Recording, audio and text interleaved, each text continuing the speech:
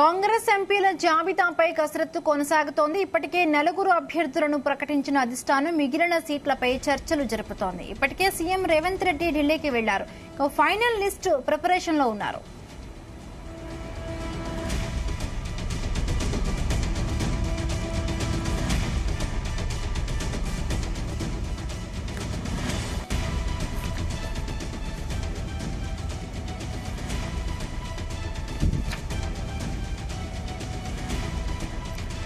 Right, ఇక కాంగ్రెస్ ఎంపీల జాబితాపై కసరత్తు కొనసాగుతోంది. ఇప్పటికే బీజేపీ హైకమాండ్ 2 సార్లు కూడా ఎంపీ అభ్యర్థులను ప్రకటించేసింది. రైట్, దీనికి సంబంధించి కూడా ఇప్పటికే సీఎం రేవంత్ రెడ్డి ఢిల్లీకి వెళ్లారు. ఫైనల్ లిస్ట్ ప్రిపరేషన్ లో ఆయన ఢిల్లీలో బిజీగా ఉన్నట్టుగా తెలుస్తోంది. రైట్, దీనికి సంబంధించి మరిన్ని పూర్తి అప్డేట్స్ మా ప్రతినిధి సతీష్ అడిగి తెలుసుకుందాం. సతీష్.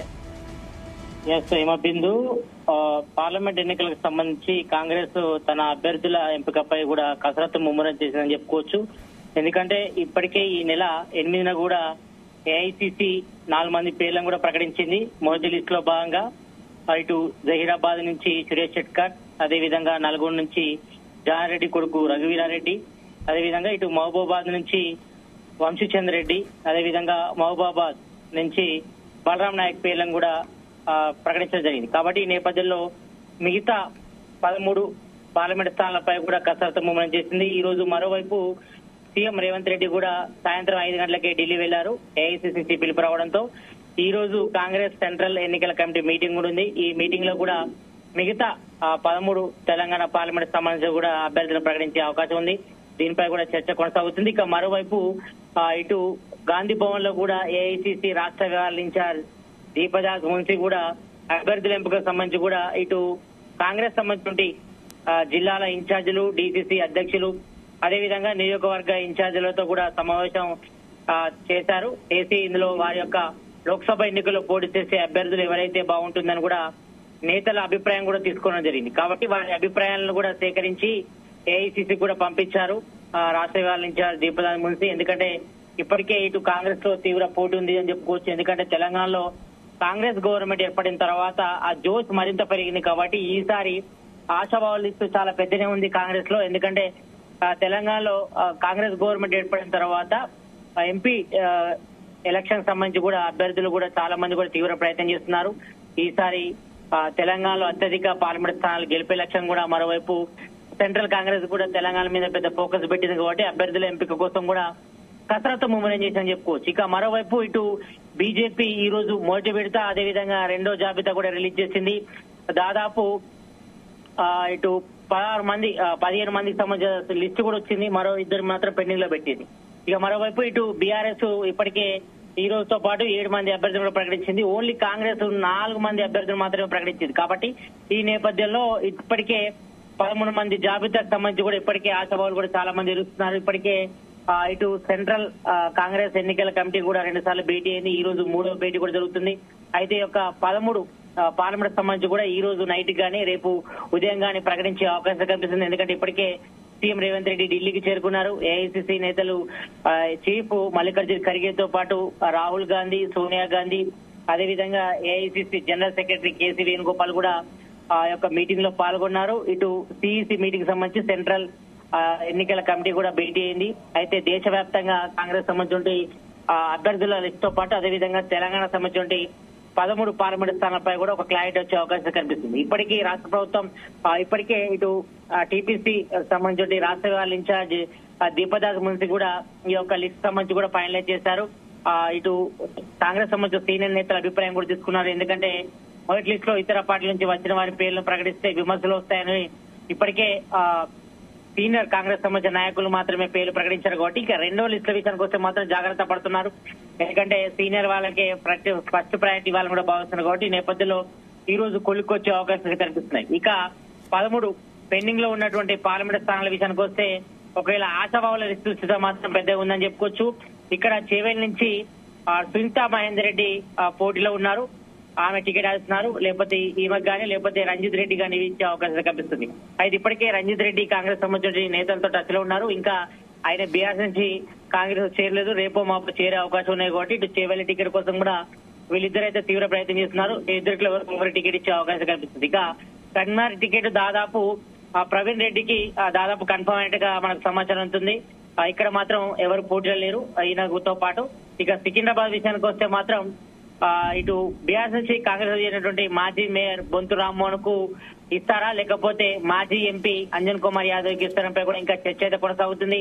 ఇదే విషయంపై కూడా ఈ రోజు రాష్ట్ర వ్యవహారాల ఇన్ఛార్జ్ దీపదాస్ మున్సి కూడా అభిప్రాయ సేకరణ చేశారు. కాబట్టి ఇద్దరిలో ఎవరికొకరికి ఇచ్చే అవకాశం కనిపిస్తుంది. ఇక పెద్దపల్లి టికెట్ విషయానికి వస్తే మాత్రం ఇటు వివేక్ వెంకటస్వామి తనయుడు గడ్డం వంశీకృష్ణ ఈసారి పెద్దపల్లి పార్లమెంట్ టికెట్ ఆశిస్తున్నారు. ఎందుకంటే గతంలో ఇది పెద్దపల్లి టికెట్ అనేది కూడా కాంగ్రెస్ కు కంచుకోట లాంటిది. ఎందుకంటే గతంలో కాకా ఫ్యామిలీ వాళ్ళే ఇక్కడ ఏలారు కాబట్టి గతంలో వివేక్ వెంకటస్వామి కూడా ఎంపీగా పనిచేశారు. కాబట్టి ఈ నేపథ్యంలో ఆయన ఈసారి అసెంబ్లీ ఎన్నికల్లో చెన్నూరు నుంచి పోటీ చేయడం జరిగింది. కాబట్టి ఈ నేపథ్యంలో ఈసారి పెద్దపల్లి పార్లమెంట్ టికెట్ ఇటు చెన్నూరు ఎమ్మెల్యే గడ్డం వివేక్ నంద ఫ్యామిలీకి ఇవ్వాలని కూడా భావిస్తున్నారు. కాబట్టి పెద్దపల్లి టికెట్ గడ్డం వంశీకృష్ణకి ఇస్తారా, లేకపోతే మాజీ ఎంపీగా ఉన్నటువంటి సుగుణ కుమార్ కూడా తీవ్ర ప్రయత్నం చేస్తున్నారు పెద్దపల్లి టికెట్ కోసం.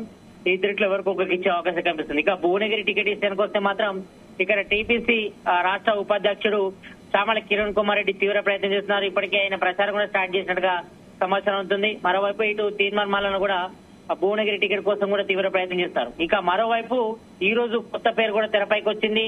ఇప్పటికే ఇటు బీఆర్ఎస్ సంబంధించిన మాజీ ఎమ్మెల్యే పైళ్ల శేఖర్ రెడ్డి కూడా ఇటు బీఆర్ఎస్ నుంచి కాంగ్రెస్ చేరుతున్నట్టు కూడా సమాచారం ఉంటుంది. కాబట్టి ఈ నేపథ్యంలో ఆయన కూడా భువనగిరి టికెట్ కోసం కూడా తీవ్ర ప్రయత్నం చేస్తున్నారు. కాబట్టి వీళ్ళ ముగ్గురులో ఒకరికి టికెట్ ఇచ్చే అవకాశం కనిపిస్తుంది. ఇక హైదరాబాద్ టికెట్ విషయానికి వస్తే మాత్రం మైనార్టీలకు ఈ టికెట్ ఇచ్చే అవకాశం కనిపిస్తున్నాయి. ఇక్కడ ఫిరోజ్ ఖాన్ లేదా అజారుద్దీన్ వీళ్ళిద్దరిలో ఎవరికొకరికి ఈ టికెట్ ఇచ్చే అవకాశం కనిపిస్తున్నాయి.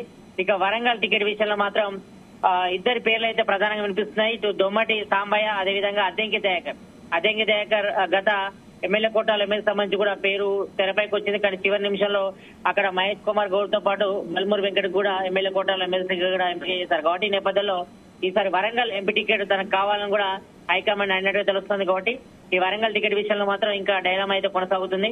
వీళ్ళిద్దరిలో ఎవరికొకరికి ఈ టికెట్ ఇచ్చే అవకాశం కనిపిస్తుంది. ఇక ఆదిలాబాద్ టికెట్ విషయానికి వస్తే మాత్రం రేఖా నాయక్ ఈసారి ఆ టికెట్ ఆశిస్తున్నారు, ఆదిలాబాద్ ఎంపీ టికెట్.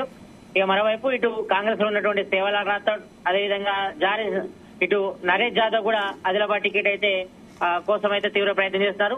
వీళ్ళ ముగ్గురులో తీవ్ర పోటీ నేపథ్యంలో వీళ్ళ ముగ్గురులో ఎవరికొక టికెట్ ఇచ్చే అవకాశం కనిపిస్తుంది. ఇక మల్కారి టికెట్ విషయంలో మాత్రం హీరో అల్లు అర్జున్ మామ కంజాల చంద్రశేఖర్ రెడ్డి మొన్ననే బీఆర్ నుంచి కాంగ్రెస్ లో కూడా చేరడం జరిగింది. కాబట్టి ఆయన కూడా ఇక్కడ టికెట్ కోసం తీవ్ర ప్రయత్నం చేస్తున్నారు.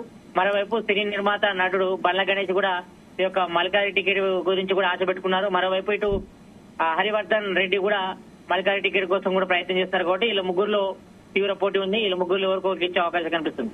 అయితే ఇటు ఖమ్మం టికెట్ విషయానికి వస్తే మాత్రం డిప్యూటీ సీఎం మల్లు భట్టి విక్రమార్క భార్య మల్లు నందిని ఇక్కడ ప్రయత్నం చేస్తున్నారు ఖమ్మం టికెట్ కోసం, పార్లమెంట్ టికెట్ కోసం.